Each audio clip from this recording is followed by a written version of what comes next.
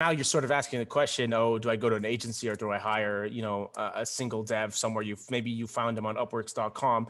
And then I would sort of always kind of lean on the side of going to the agency. But this is, again, one of the things you got to consider when you're looking at Shopify versus Magento is, now this is sort of handled if you go to an agency, but because a lot of people, you have a product, you focus on your single product. You're not a developer and you're not a dev agency either. What do you know about hiring developers or not? How on earth are you going to know if this guy's good or not if you're selling pillows and you don't know anything about, coding on the online web?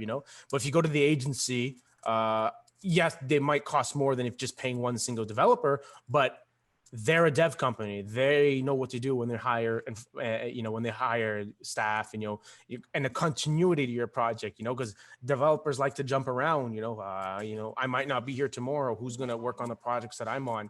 That when you have an agency, that's all encapsulated by the agency.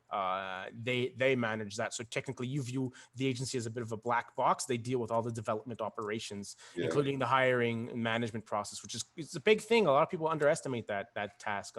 I've seen a lot of clients in the past come to us and say, "Yeah, I hired this guy, and it's been absolute hell on earth trying to manage them." And especially if they're on the other side of the world, it's tough. So I always, generally speaking, I do highly recommend agencies over single developers if possible. But a lot of times, some clients, they just need the budget restrictions.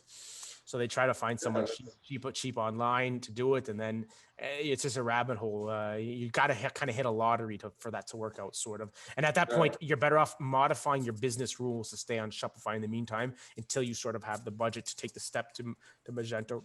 And that's the magic word right there. Like a lot of people can actually trim down their requirements and trim down their customizations to fit into Shopify, just to figure out if you have a business or not. And you know what? When you become successful, then you can afford to move to something like Magento, where you're actually going to need a full-time developer, and not just some developer that you're going to find online at some freelance website. You're going to need, you're going to need a company to take care